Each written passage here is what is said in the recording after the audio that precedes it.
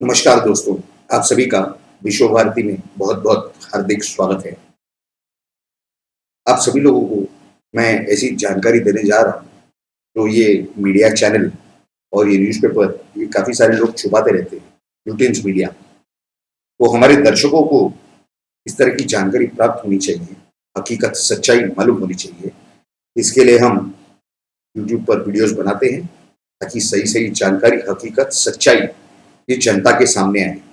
इसीलिए हमारा आपसे निवेदन रहता है कि हमारे हर वीडियो को पूरा अंत तक देखिए, ताकि आपको पूरी सच्चाई, पूरी जानकारी मिले और आप ये सही-सही जानकारी आपके सभी दोस्त, मित्र, परिवार, रिश्तेदारों तक शेयर कर सकें। देखिए, इसी महीने के यानी अक्टूबर 7 जो दिन था बुधवार का या गुरुवार का, उस दिन से काफ़ी सारी इनकम टैक्स की रेड्स पड़ रही थी महाराष्ट्र में, गोवा में और राजस्थान में। अब ये जो है, ये सेंट्रल एजेंसी है जो रेड कर रही थी। रेड का तो बताया जा रहा था मीडिया वाले कई, लेकिन उन्होंने क्या कनेक्शन है, नहीं है, क्या है, वो सब नहीं बताया। वो हम आपको बताएंगे। ये जो 70 जगह पर जो सर्चेस किए गए, एक्चुअली ये सर्चेस थे ढूंढने के लिए कि बेनामी संपत्तियां कहां पर है। अगर आपको याद आता हो, 2016 में जब डिमोनेटाइजेशन हुआ यानी नोटबंदी, उस समय नरेंद्र मोदी जी ने कहा था कि ये तो काला पैसा हुआ, आगे जो भी बेनामी संपत्ति है हमारी सरकार उसके पीछे लगेगी। वो अब शुरू हो चुका है, वो दिखाई दे रहा है। बल्कि शुरू तो हो चुका था, लेकिन अब वो बराबर से दिखाई दे रहा है, क्योंकि ऊपर ऊपर की जानकारी के बाद अंदर घुस करके पूरा इन्वेस्टिगेशन करना, सर्च करना बहुत जरूरी हो जाता है। वही उन्होंने, उनके एजेंसीज ने चालू कर दिया है।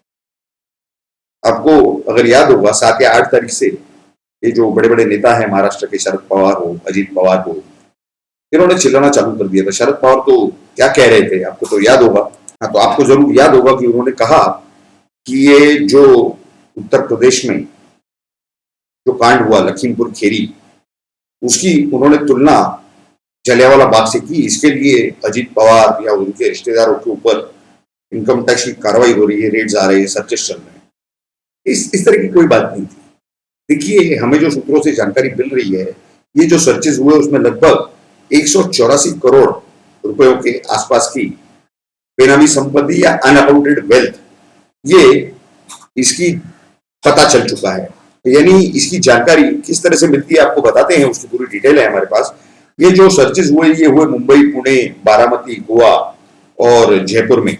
और इसके बाद इसमें जो भी सर्चेस में डॉक्यूमेंट्स मिले, उसमें से कई सारे ऐसे व्यवहार, ट्रांजैक्शन के डिटेल उन्हें मिले कि जिसमें से ये मालूम हो रहा है कि 184 करोड़ के आसपास बेनामी संपत्ति या इनकम ये छुपाया गया था। और इसमें 2 बिजनेस ग्रुप के प्रमुख तौर पे नाम आ रहे हैं। खैर, ये जो भी कार्रवाई इन्होंने की, उसमें इन्होंने एसेट्स जो है वो आइडेंटिफाई किए, लेकिन उसके सोर्सेस क्या हैं, वो जो कैश ट्रांजैक्शंस हैं, ये पैसे कहां से आए, इनके सोर्सेस डाउटफुल बताए जा रहे हैं। यानी कि ये जो शेल कंपनीज वगैरह या किसी और तरीके से इन्होंने घुमा फिरा के किसी और के नाम पे डाले हैं, तो ऐसा इनको डाउट है, ऐसा इन्हें शंका है, शक है इन्हें। तो इनका ये जो पूरी जानकारी इन्होंने दी, वो उसमें इन्होंने काफी सारा बताया है कि किस किस तरीके से ये पैसे को घुमाया फिराया गया है। उन्होंने कहा है कि बोगस शेयर प्रीमियम के नाम से पैसा दिखाया गया। फिर उन्होंने कहा कि सिक्योर्ड लोन्स, यानी ये जो बता रहे सस्पिशियस, यानी जिसमें शक आने जैसी बात है कि जिसका सोर्स नहीं क्लियर हो रहा है, अनसिक्योर्ड लोन, यानी बिना किसी सिक्योरिटी के लोन दिया हुआ या लिया हुआ। तो इस तरह की ये पूरी जानकारी आ रही है कुछ सूत्रों द्वारा। दूसरा, वो लोग ये बताते हैं कि इनके पास रिसीप्ट मिले कि जो लोन्स, जो सर्विसेज के लिए जो एडवांस दिए गए वो पैसे है, या इन्होंने जो काम के लिए एडवांस पैसे लिए, लेकिन उसके काम का आगे कोई डिटेल नहीं मिल रहा है कि वो काम हुआ नहीं हुआ, क्या हुआ। तो इस तरह की परिस्थिति है वहां पर। इसके सिवा इन्होंने ये बताया है कि collusive arbitration of non existing disputes, यानी जो डिस्प्यूट, यानी जो भी कोई क्या बोलते हैं प्रॉब्लम, लफड़ा कोई एग्जिस्टेंस में नहीं था, उसका आर्बिट्रेशन करने के लिए पैसे दिखाए गए कि ये आए हैं। अब ये जब डिस्प्यूट ही नहीं था तो पैसे आने का सवाल ही नहीं था कि उसका आर्बिट्रेशन करना पड़े किसी को। तो इस तरह के ये पूरे व्यवहार दिखाए गए। इसके सिवा इन्होंने हमारे जो इनकम टैक्स के जो प्रेस नोट है, प्रेस रिलीज है, उसमें उन्होंने किसी परिवार का या किसी का नाम नहीं दिया है।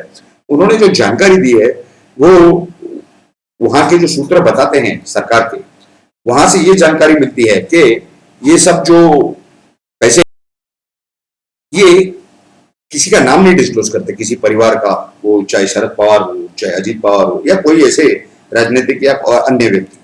तो इनके तरफ से कोई नाम डिस्क्लोज नहीं किया जा रहा था। यानी आप समझ सकते हैं कि ये जानकारी नहीं देना चाहते कि ये किसके पॉलिटिशियन है, कौन है, किसका ये सब है। ये लोग जानकारी डिस्क्लोज नहीं करते हैं अपने प्रेस रिलीज में। खैर, इनके प्रेस रिलीज में और भी जो जानकारी आई है, यानी जो जो संपत्ति के विषय में या जो जो पैसे के विषय में, वो अभी हम आपको इन शॉर्ट बताने की ये करते हैं, जानकारी देते हैं। देखिए, इनका जो प्रथम दर्शन ये डाउट है या जो शंका है, जो इन्हें डाउटफुल जो लग रहा है, वो कुछ इस तरह की जानकारी है कि इन्होंने जो फंड इंट्रोड्यूस किए थे, यानी सिस्टम में घुसाए थे, वो किस किस चीज के लिए उपयोग किए गए वो बताया जा रहा है। कि एक ऑफिस बिल्डिंग जो है वो प्राइम लोकेलिटी मुंबई में, यानी हमारे हिसाब से शायद कप परेड में जहां पर एक रेड पड़ी थी पार्थ पवार के यहाँ, शायद उसी इमारत की ये लोग शायद बात करते हो। इस तरह के कुछ सूत्रों से हमें खबरें मिल रही है। हम ये नहीं कह रहे कि वही है, लेकिन ये होने की संभावना बहुत ही ज्यादा है। दूसरा, ये बता रहे हैं कि दिल्ली में एक बहुत ही पॉश लोकेलिटी में, बहुत ही जहां पर रईस लोग रहते हैं, ऐसी जगह पर फ्लैट लिया गया है उन्हीं सब पैसों से। तीसरा, एक गोवा में रिसोर्ट लिया गया है। चौथा, महाराष्ट्र में कई सारी जगहों पर एग्रीकल्चर की जमीन ली गई है। इसके सिवा जो शक्कर के कारखाने यानी शुगर मिल्स, मराठी में साकर कारखाने, उसमें इस तरह के पैसे घुसाए गए, इन्वेस्टमेंट किया गया है।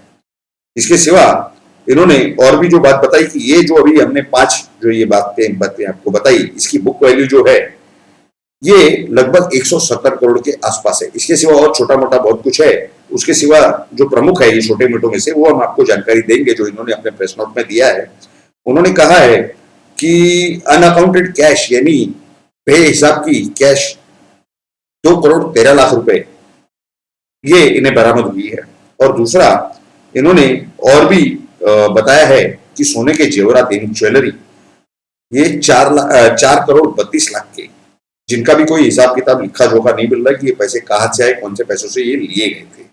तो इस तरह की जानकारी इनकम टैक्स के जरिए से बाहर आ चुकी है और इसके अंदर काफी सारी ये बातें चल रही है। इसमें ये बताया जा रहा है कि 2 जो ग्रुप बताए गए बिजनेस ग्रुप, उसमें एक का नाम बताया जा रहा है डीबी रियल्टी और दूसरे का डायनामिक्स। अब ये बिजनेस हाउसेस हैं और इन्होंने जो भी काम किया है, ये आप समझ सकते हैं कि किस तरह का इनके ऊपर जो है डाउट आया है इनकम टैक्स को। अभी तक उनकी इन्वेस्टिगेशन चालू है, जांच अब तक शुरू है। अभी भी इन्हें चांस है कि उसका ये जवाब दे सके, अगर इन्हें कुछ याद आता है कि ये पैसे कहाँ से आए थे, कैसे आए थे। क्योंकि नहीं तो सरकार ये समझेगी कि ये ब्लैक मनी है और ये जो जितने जो ये प्रॉपर्टीज आपको बताई ये सरकार जब्त कर सकती है बेनामी प्रॉपर्टीज करके। क्या ये वसूली से आए थे, क्या ये किसी को ब्लैकमेल करके लिए गए थे, ये किस तरह से लिए गए थे। तो अगर किसी गैरकानूनी मार्ग से ये पैसे आए इनके पास तो जरूर ये जब्त हो सकते हैं अगर ये डिस्क्लोज कर देते हैं, और डिस्क्लोज नहीं कर पाते हैं तो बेनामी संपत्ति के कानून के अनुसार ये जब्त होने ही होने। इसके सिवा ये बताया ये जा रहा है कि ये जितने सारे डील हुए, ये ट्रांजेक्शन हुए, ये सभी जो हैं, ये डीबी रियल्टी के हों, डायनेमिक्स के हों, ये जो अजीत पवार के सुपुत्र हैं पार्थ पवार, उनके जो ग्रुप है अनंता मर्क्स, ये ग्रुप के साथ इसके लिंक्स है पूरे व्यवहार के। इस तरह की सूत्रों द्वारा हमें जानकारी प्राप्त हो रही है, सूत्रों के द्वारा हमारे तक जानकारी मिल रही है। तो ये इस तरह के जो व्यवहार हुए हैं, अभी आप जानते हैं कि अनिल देशमुख अभी भी अंडरग्राउंड है, वो ईडी के सामने नहीं जा पाए हैं या नहीं गए हैं। 5 समन उनके हो चुके हैं, उनका कोई मैटर हाईकोर्ट में शायद प्रलंबित है। हो सकता है आने वाले हफ्ते 2 हफ्ते में उसके ऊपर भी जो भी ऑर्डर है वो हो जाए। और उसके बाद ऊंट किस मोड़ बैठता है ये देखना बाकी है। आपको मालूम होगा कि अनिल परब जो परिवहन मंत्री है, ट्रांसपोर्ट मिनिस्टर है गवर्नमेंट ऑफ महाराष्ट्र के, वो ईडी के सामने जब उन्हें दूसरा सामान आया तो उसके बाद वो हाजिर हुए थे। वहां पर जा करके इन्वेस्टिगेशन में कोऑपरेट करके आए हैं। जो जो उनसे सवाल पूछे गए उन्होंने जवाब ठीक ठीक दिए हैं और उसके बाद उन्हें दोबारा नहीं बुलाया गया। इससे ये अंदाजा लग रहा है कि शायद उन्होंने जो जानकारी थी उनके पास सही सही वो उन्होंने ईडी के हवाले कर दी है और वहां पर जो भी उनका स्टेटमेंट वगैरह दर्ज होना था वो सब हो चुका है और शायद ईडी की और कोई क्वेरी बाकी नहीं है। इस तरह का ऊपर ऊपर से अंदाजा हमें लग रहा है क्योंकि उन्हें दोबारा समन नहीं किया गया, बुलाया नहीं गया। आगे ये देखना बाकी है कि इनकम टैक्स ये अजीत पवार या उनके जो सुपुत्र है पार्थ पवार, इनके खिलाफ क्या एक्शन लेती है। क्या ये संपत्ति का कोई भी जो सोर्स ऑफ इनकम है जिससे ये सब लिया गया उसकी अगर जानकारी नहीं मिलती है तो सरकार इसे कब जब्त करती है। क्योंकि हमें विश्वास है कि नरेंद्र मोदी जो जबान देते हैं वो हमारे देश के प्रधानमंत्री वो पूरी करते हैं और वो पूरी होने की प्रक्रिया उनकी पूरी जनता देख रही है, आप लोग भी सब देख रहे हैं। तो आने वाले समय में कई और ऐसे नेता हैं, कई सारे प्रदेशों में होंगे, कई सारे राज्यों में होंगे भारत के, तो ऐसे सभी जगह पर इस तरह की कार्रवाई होती है और इस तरह की जानकारी इकट्ठा करके ये क्या कार्रवाई करते हैं ये अभी हम इसके ऊपर नजर बनाए हुए। जिस भी समय हमारे पास इस तरह की कोई भी जानकारी आएगी हम एक वीडियो बना करके उस माध्यम से आपके सामने पूरी जानकारी जरूर रखेंगे। आप सभी लोगों ने इस वीडियो को पूरा अंत तक देखा, इसके लिए बहुत बहुत धन्यवाद। आप सभी से एक निवेदन है कि इस वीडियो का कंटेंट अगर आपको अच्छा लगा हो तो जरूर इस वीडियो को लाइक कीजिए, इस वीडियो को आपके सभी दोस्त मित्र परिवार रिश्तेदार सभी के साथ इसे शेयर कीजिए ताकि ये सही सही जानकारी भारत के हर नागरिक तक पहुंच सके कि भारत की जो सरकार है वो क्या काम कर रही है, सही कर रही है, गलत कर रही है, क्या वो अपना कर्तव्य बराबर से निभा रही है कि नहीं, इसकी जानकारी उन्हें प्राप्त हो सके। आप जरूर इस विषय में नीचे कमेंट बॉक्स में लिख करके हमें अपना कमेंट करके बताइएगा कि आपको आपकी क्या राय है इस पूरे विषय के ऊपर। और अगर कहीं सरकार कम पड़ रही है या कुछ नई सूचना है, कोई नया सजेशन है तो वो भी आप जरूर कमेंट बॉक्स में मेंशन करके हमें बताएं। आप सभी लोगों ने इस वीडियो को पूरा अंत तक देखा, इसके लिए आप सभी का बहुत बहुत धन्यवाद। भारत माता की जय। जय हिंद।